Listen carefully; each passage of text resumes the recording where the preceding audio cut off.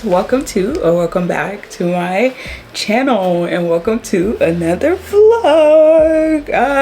It feels so good to be back into routine. Anyways, so it's Tuesday. I am starting this video kind of late because I was supposed to start it on Monday. This is just gonna be like a bookish video, me reading. But first we need to pick our first book of this video. I don't know how many books I'm gonna be reading in this video, but I do hope I read more than like 2 books. Anyways, we're gonna go to my bookshelf. Anyways, let's go pick out the first book of this video.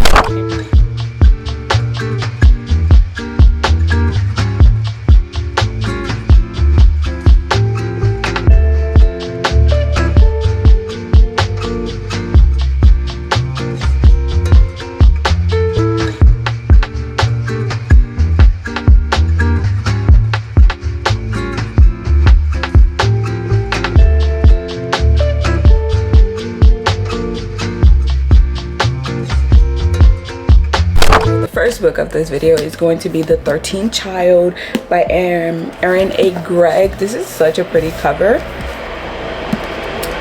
Thanks a lot. It's so pretty.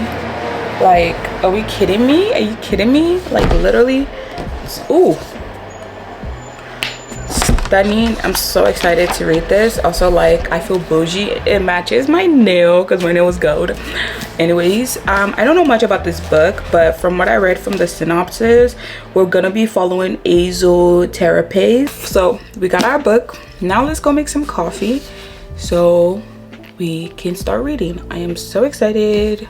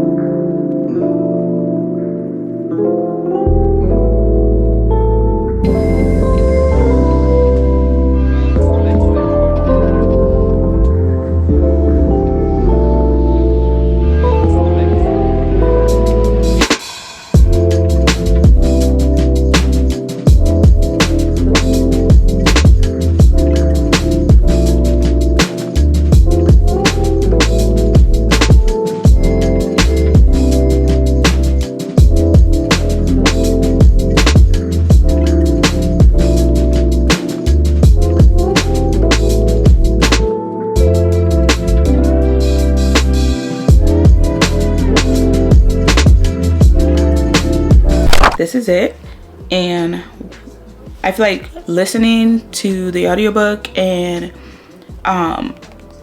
reading the physical copy whenever I can works while I work on my book journal on my bed because I don't really feel like moving. So we're gonna stay here. And also, I'm too lazy to grab my big tripod. Talk about laziness, but it is what it is. I'm on chapter 2 now of the book, so yeah.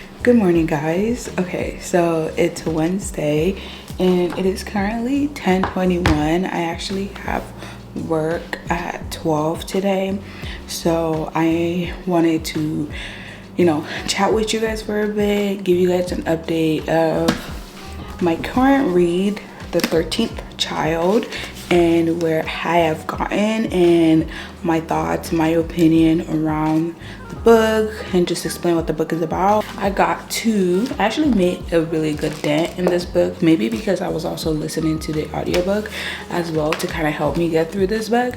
But yeah, I made a really big dent in this book. I got to page 271, so I'm on chapter 31, and so far so good. I think these are not picking up the pace. So in this book we follow Azel. Azel is the 13th child of her parents.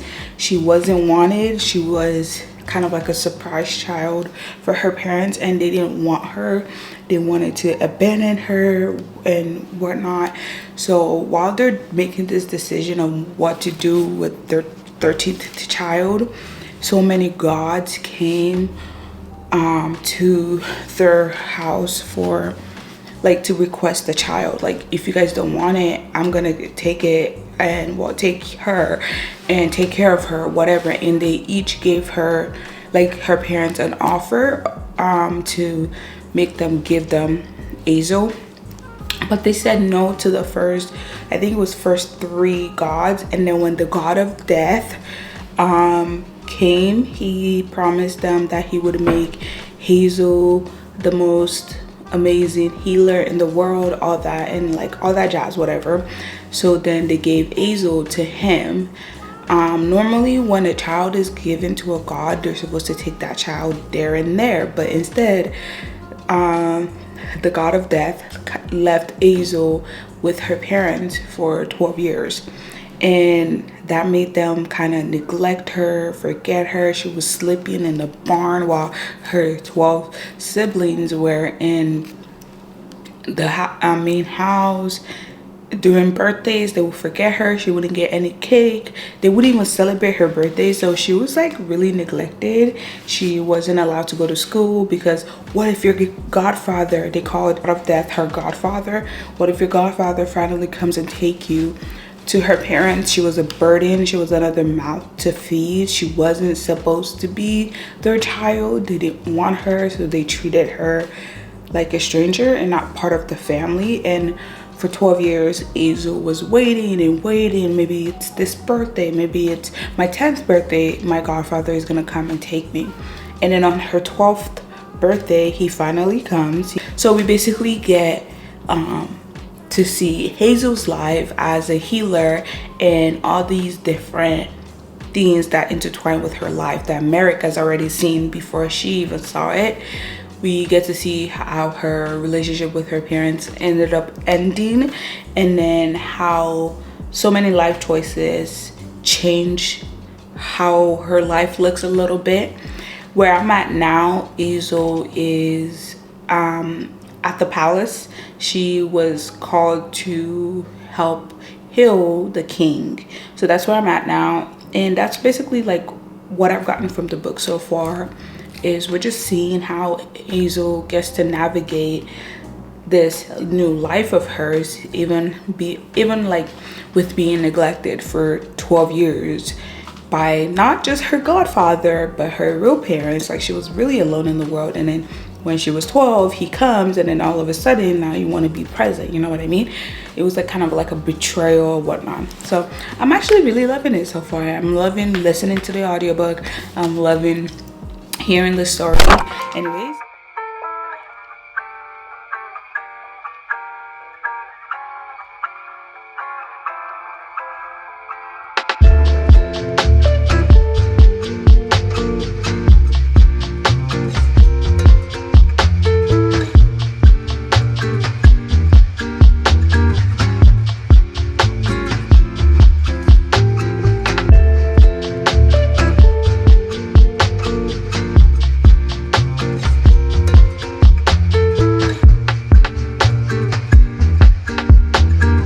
we finally like met our main male character, and his name is Leopold, I think. Yeah, Leopold. And him and Azel actually met when they were younger.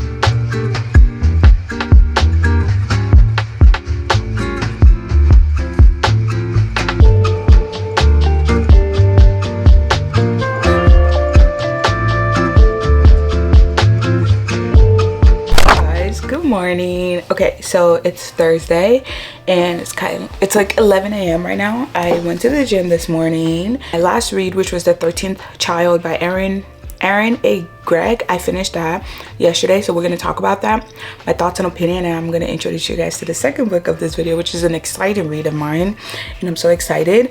Like I said, I thought I was going to read more than 2-3 books in this video, but it's I don't know depending on how fast I can read in the next couple of days, because it's literally Thursday. It's kind of my fault. I started this video kind of late. Anyways, let's talk about The 13th Child. So I finished this book yesterday, and honestly, I kind of loved it, but I don't know how I said Azel. I loved Azel as a character. I love her character development. I do feel like in the middle, like we kind of got off Azel and Merrick, which is her godfather, and we focus more on Azel and our male character Leopold and their relationship, and Hazel's life in the kingdom and like in the palace and whatnot, and how some decisions she made, how he affected the cycle of life of other people, and including hers, and how she finally figured out what she needed to do to set everything right, and she basically kind of did that. So we follow her growth as someone who was neglected her whole entire life to someone who is now surrounded by love and people who actually care about her. And I actually really did enjoy it. I thought Aaron did a really great job at creating Hazel and making her into this amazing woman, even though the odds against her was stacked up when she was younger. And yeah, it was really nice to see that. I rated it a 4-star. I really did enjoy the book, but it wasn't like a 5-star read for me. It was just like okay, it's actually a really good book, but just wasn't like, didn't have that 5-star feeling. And then I also like how she made Leopold have a character development, because he went from a bratty prince to understanding and strong man who actually he went and served in the war that they had in the book. And I think that made him grow a little bit more. Instead of being so sheltered, he was able to see what was going on in his kingdom and all that. So I highly do recommend this book. I enjoyed it. And yeah, let's get into my second read. I went to Walmart yesterday and I actually found one of my most anticipated read of this year, which was Great Big Beautiful Life by Emily Henry. I feel like every book person right now is reading this book right now, because it just recently came out, and I'm really excited to see what this book is about. Hi guys. Okay, so I just got back from work. It's currently 6 p.m. and I got to page 48, and I don't really have any thoughts yet. I feel like I really do need to read more to have anything to say, really, and give you guys more in-depth update and all that. But so far I'm just going with the vibes.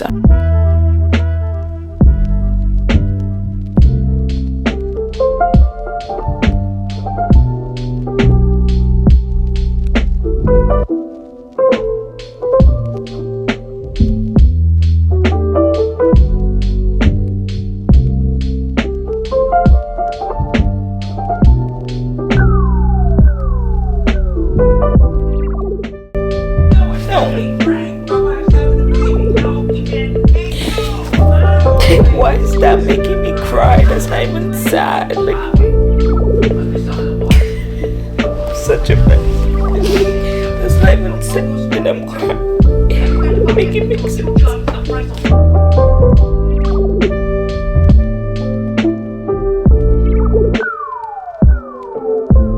Today was a really hard day, and this book is not helping me, because why is the littlest thing making me cry more?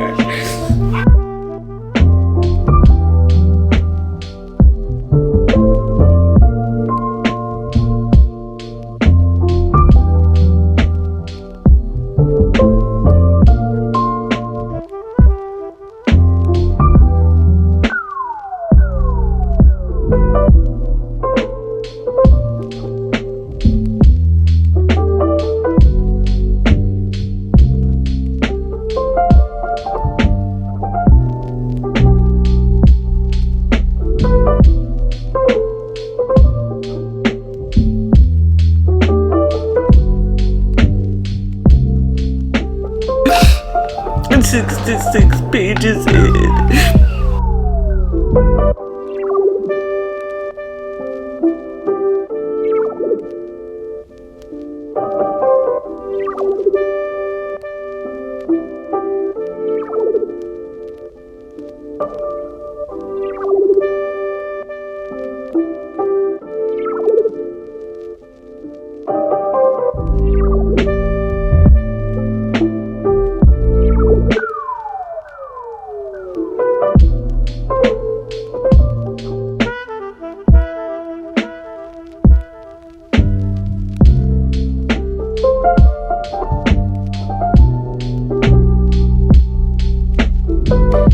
Good morning, guys. Okay, so it's Friday,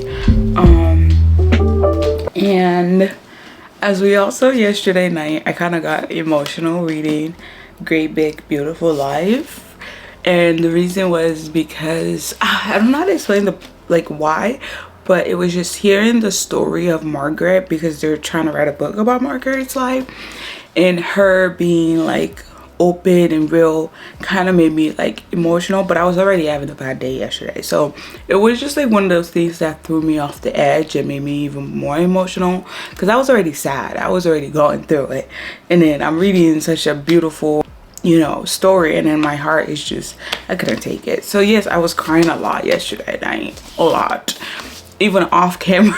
I was bawling. Anyways, I have work at 1:30 and it's currently like 12 something.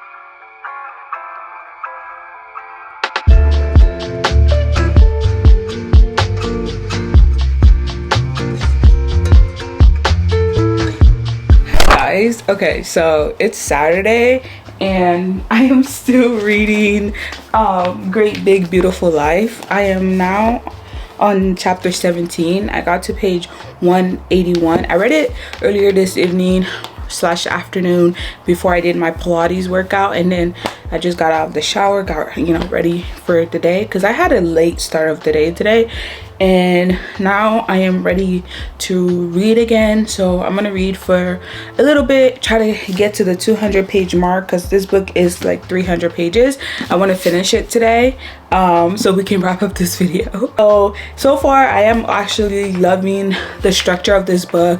Like I said, it is very different from what I'm used to from Emily Henry, but it still has her touch and her warm when it comes to writing certain, like, just like her words, like the choices of her words are still beautiful. The way she puts the book together, it's so beautiful. It comes out really well.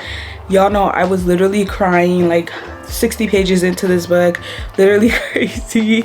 That's how much I'm having so much fun reading this book. And yeah, I'm ready to continue reading and hopefully finish it.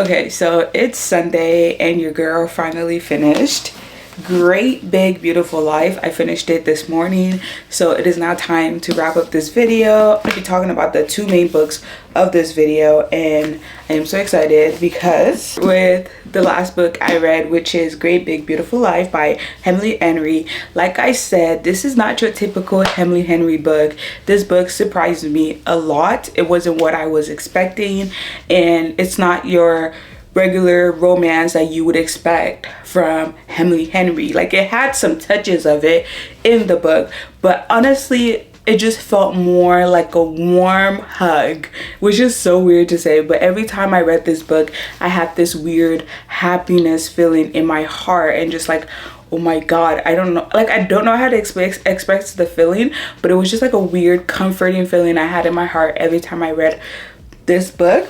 And just reading Margaret's story and the way the book ended, like, did not see it coming. Like, I wouldn't even have guessed.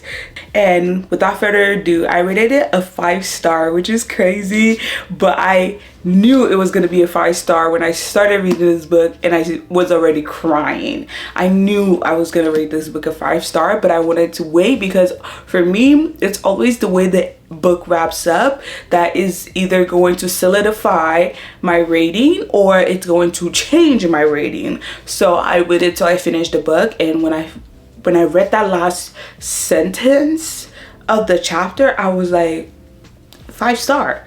Like, there wasn't period, I didn't have anything to think about, it was just 5-star period. I highly recommend it. Of course, we read The 13th Child. This one I rated a 4-star. You guys already know my thoughts and opinion on this book.